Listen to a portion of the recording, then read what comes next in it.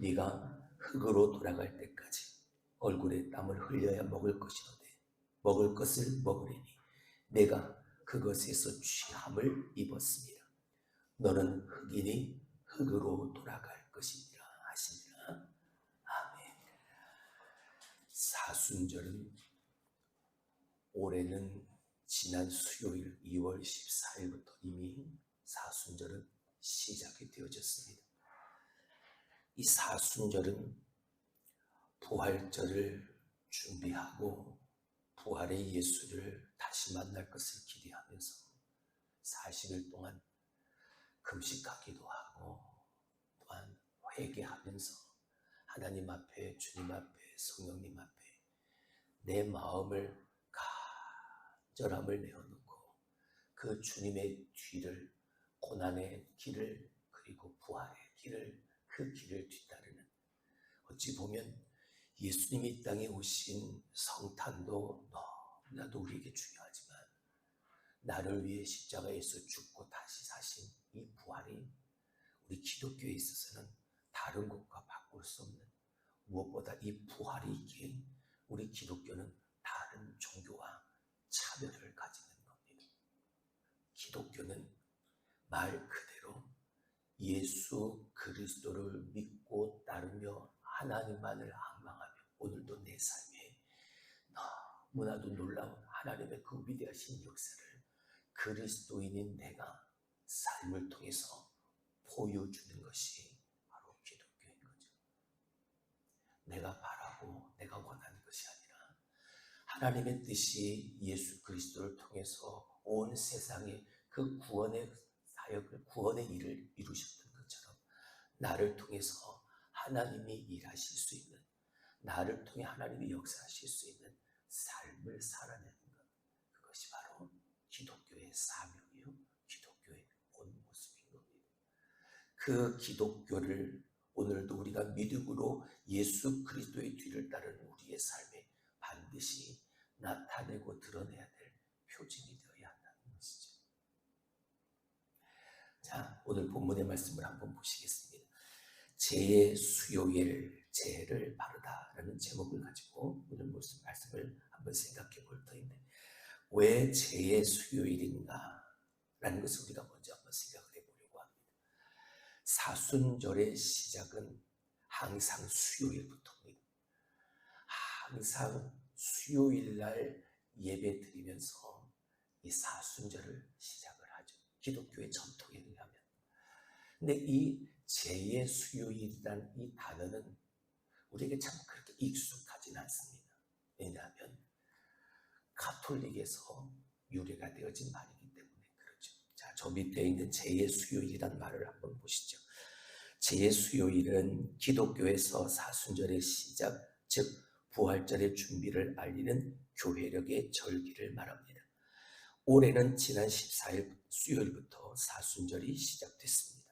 사순절은 죄의 수요일부터 부활주일 전까지 40일 동안 그리스도의 십자가 고난을 묵상하는 절기입니다. 사순절이 그리스도인에게 매우 특별한 절기인 건 부활절을 앞둔 40일간 예수 그리스도의 고난과 죽음, 부활의 의미를 되새기는 소중한 시간이기 때문입니다. 십자가의 고난이 없었으면 부활도 없다는 점에서 그리스도의 고난에 동참하는 의미가 더욱 깊을 수밖에 없습니다.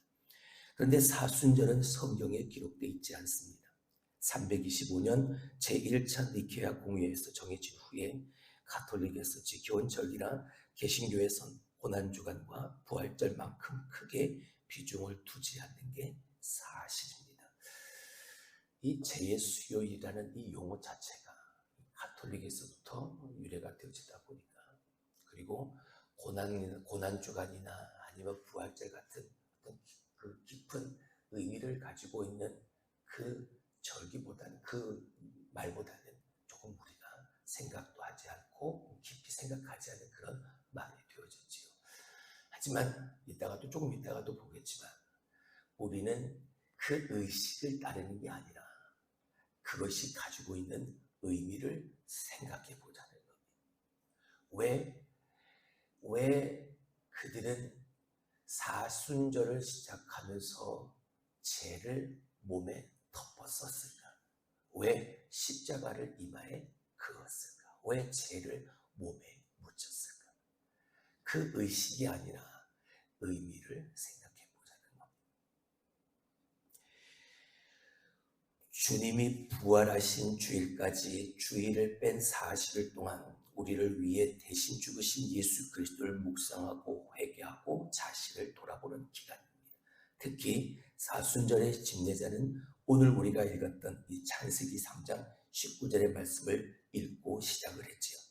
너는 흙이니 흙으로 돌아갈지니라. 이 말씀을 선포하면서 시작이 되어집니다. 이처럼 사람이 머리에 죄를 뿌리고 죄 가운데 거하는 것은 죄와 죽음을 선포하는 것이죠. 유대인들이, 이스라엘 백성들이 하나님 앞에 회개할 때 가장 먼저 그들이 겉으로 보인 모습이 바로 이 모습이었잖아요. 죄를 뒤집어 쓰고 흰 베옷을 입고 온 백성이 하나님 앞에 철저하게 자신들의 죄를 회개할 때 그들이 하나님 앞에 보였던 모습이 바로 죄를 뿌리는, 뒤집어 쓰는 모습이었던 거죠. 왜요? 그 의미가 죄를 상징하고 죽음을 상징하기 때문이었습니다. 그리고 그것을 시인하는 행위가 되어지기 때문이죠. 내가 죄인입니다. 하나님, 내가 잘못했습니다. 하나님, 용서해 주세요. 라는 의미로 말입니다.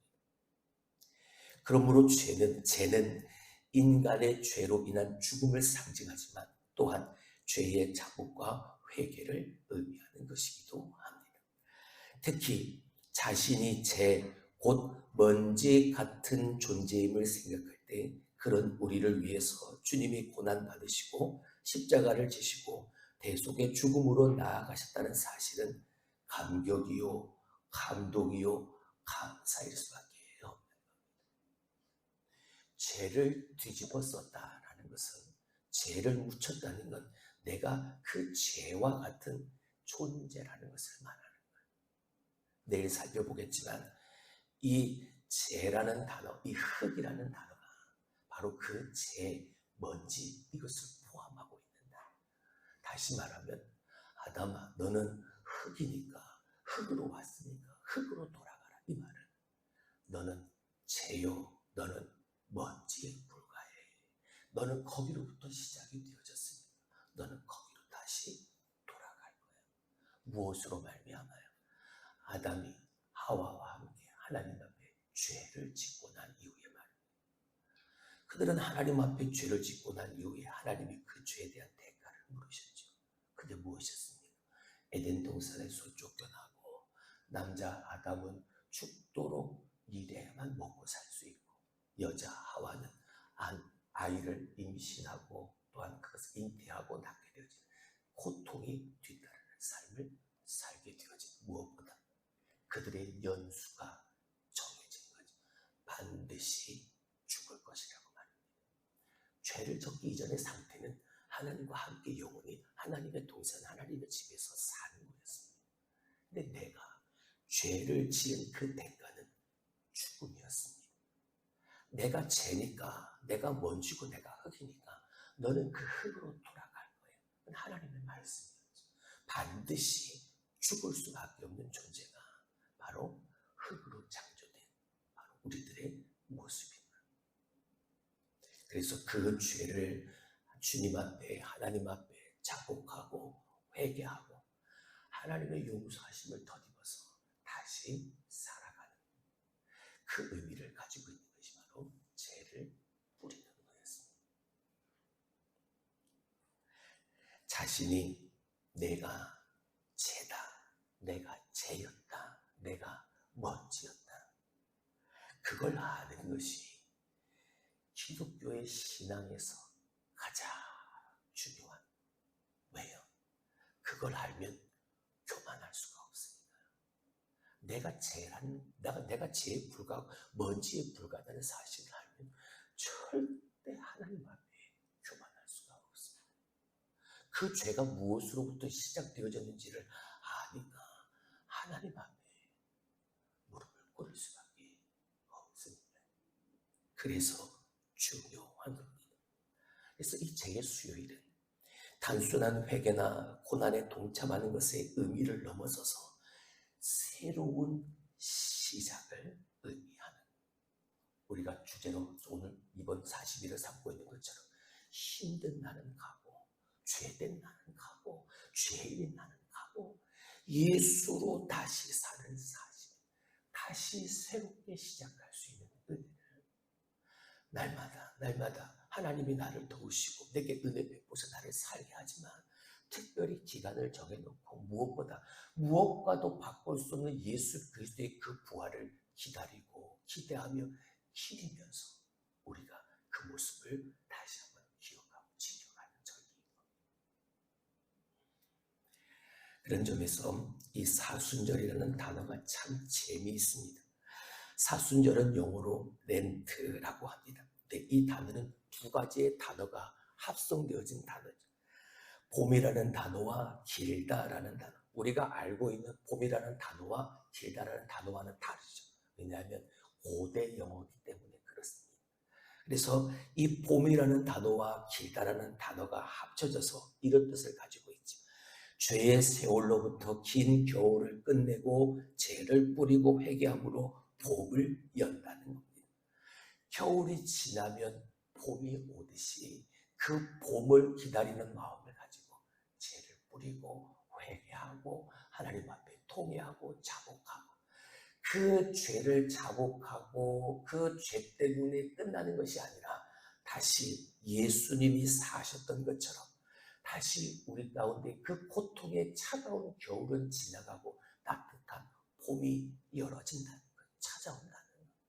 예수 그리스도의 십자가의 죽으심과 부활의 그 사건을 통해서 그 봄이 예수 그리스도의 부활로 우리 가운데 활짝 열려지고 완성되어진다는 내 믿음의 고백인 거죠.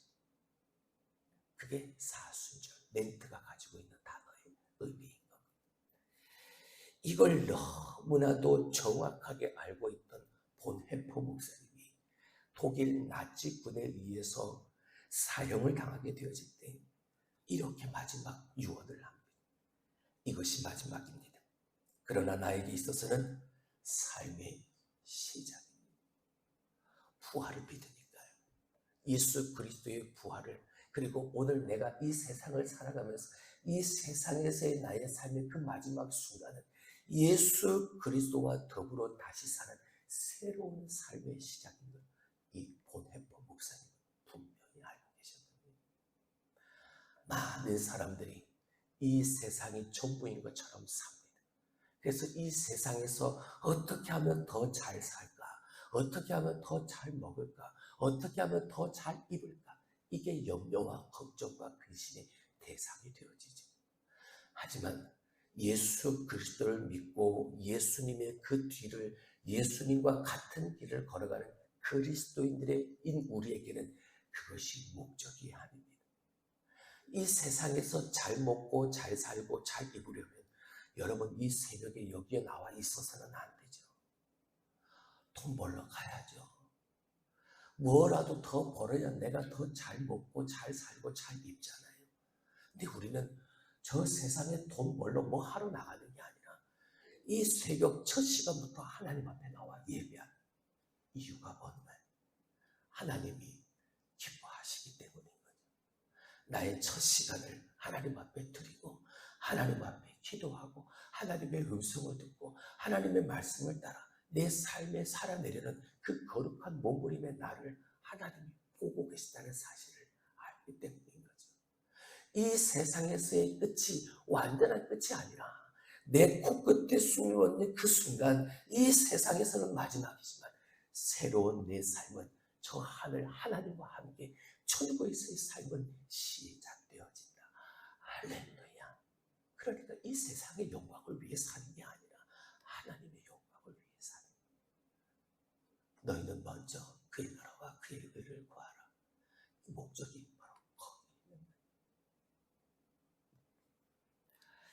보통 제 수요일에 사용되어지는 제는 그러니까 1년 전 종료주일, 고난주간, 부활주일을 지키면서 행했던 그 종려 가지, 올리브 나무의 가지를 다 모아다가 그것을 태워서 그걸 재로 만들어서 사용을 했다고 합니다. 뭘 말하는 걸까요? 비록 1년 전의 것이지만 그 전 예수 그리스도를 환영하고 흔들어냈던 그 종려나무. 근데 자기들의 메시아 사상과 자기들이 가지고 있는 전통과 다른 그 진짜 메시아를 환영했던 그들이 흔들어댔던 그 종려나무를 가지고 이제는 예수 그리스도의 십자가에 못 박아라, 못 박아라 외치며 예수님을 못 박게 했던, 예수님을 죽였던 그들의 그 어리석은 모습을 우리가 기억을 하는 거예요. 오늘 나의 모습을 다시 되새겨보는 거죠. 그렇게 나는 죄인이고, 그렇게 나는 먼지에 불과한, 죄로 점철되어진 삶을 살아가는 연약한 인간이다라는 걸 다시 기억을 하는 거예요. 예수님을 십자가에 못 박아 죽게 했던 그 죄인된 무리 속에 그 한 사람이 바로 나라는 걸 기억을 하는 거예요.